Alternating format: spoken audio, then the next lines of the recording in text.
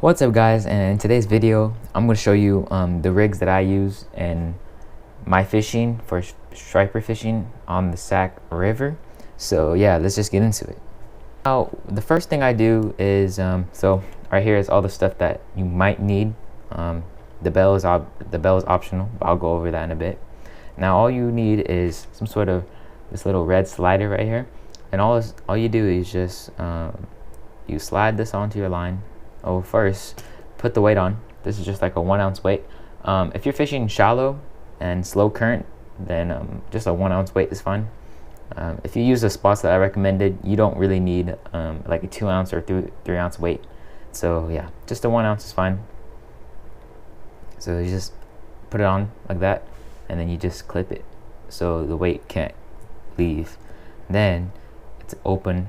As you can see, it's open like that, and then all you do is you slide it through this line right here.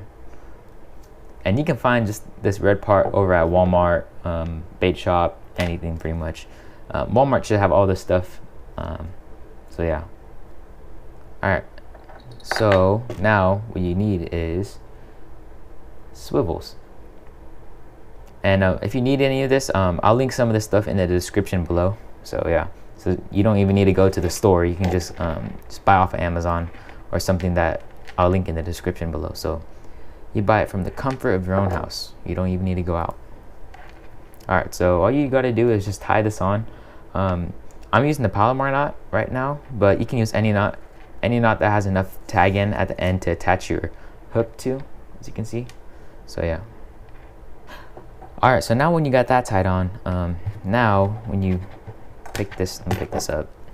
Now when you tie all of that, now as you can see, the swivel stops the red slider from sliding all the way down to the line. The swivel kind of stops it. Now what some people do is they put a bead right before this knot, so when this thing hits the knot, it doesn't damage it. But in my opinion, you don't really need that, so you should be good if you just use this. Now what you do from here is you can either leave this right here and just attach your hook onto this line right here, to that tag in right here, or you can take this line off right here, this line that I'm touching right now, take that off and then attach it to the end of this swivel right here. So you can either leave it like this, or I'll show you the other way that you can also do it. I leave it like this when I feel really lazy and I don't want to attach the other part to this part right here, but so it's just personal opinion. Alright, so now what you do is you get the line right here, and then you just attach it with whatever knot you like to use.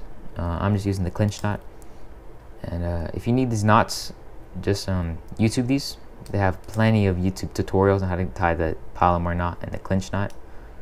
But all you do is just wrap the line around just like that. I don't know if you guys can see that.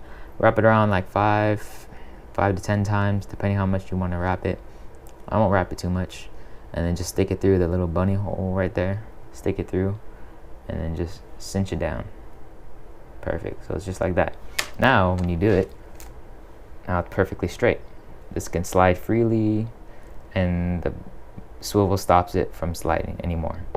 Alright, so now we're going to get into the hooks. Alright, now we're going to get into the hooks.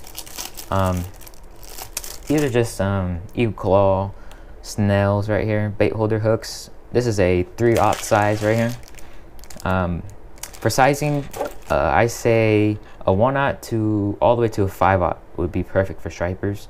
I think a 2/0 is perfect if you want to catch all size stripers, but you know, of course, the bigger stripers you're targeting, the bigger hooks you want to go. So yeah. So now all you do, as you can see, this is already pre-tied, and again, I'll link this down in the description below if you need to buy these, or you can just go to Walmart. And then so it's a snail to this hook right here, and as you can see, there's already a loop right here. So all you do is just attach this loop to your line, and again, you can use any knot you like. I'm just going to use a really simple knot real quick just to show you guys how it looks like when it's all done. So yeah, just like that. Obviously you don't want to use that weak of a knot, but so that's all you do. This is just the simplest rig. I learned up using this rig, and yeah, so you just get some sort of slider, that red slider right there, a 1 ounce weight, or a weight of your choice, a swivel, and then your line attaches to the hook right there. So when the fish takes it, so let's say he's grabbing the hook, the fish is grabbing the hook and he runs off with it, he doesn't feel the weight. He just takes a swivel and he runs off, and your line or your rod tip will be bouncing like this.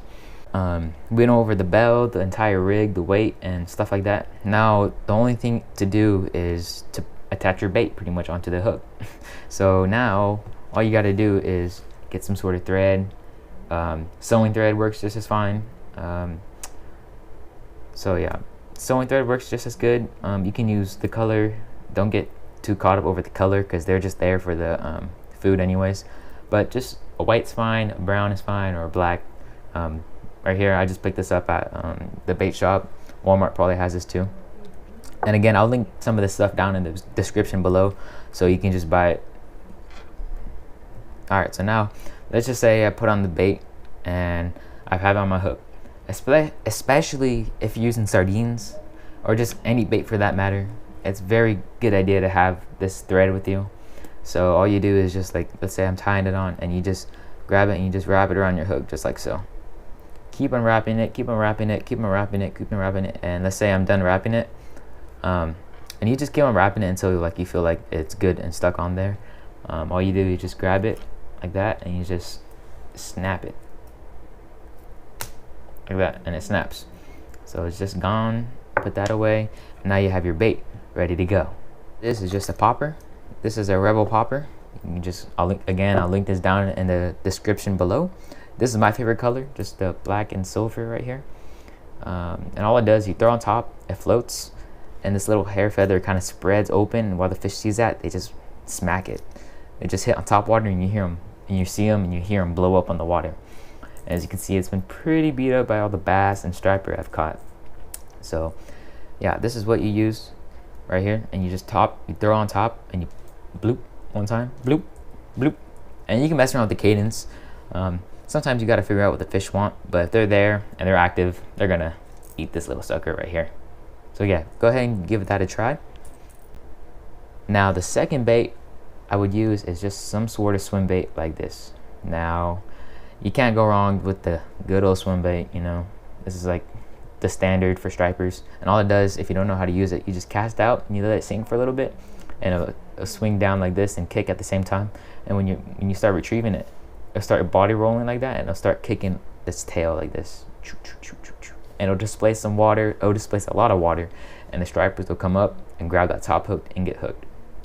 And this works especially good if you're on those sand flats and you see them busting on the surface, or you just see them busting at all and they don't want to hit the popper. A swim bait is a good idea to use, and when you're at the pumps as well. Now the third lure I'm gonna recommend to you guys is just some sort of jerk bait. And really, honestly, any jerk bait will work fine. This is more of a like a little more less expensive one, and this one's more of an expensive one. And honestly, if you get in front of their face, they're gonna bite it.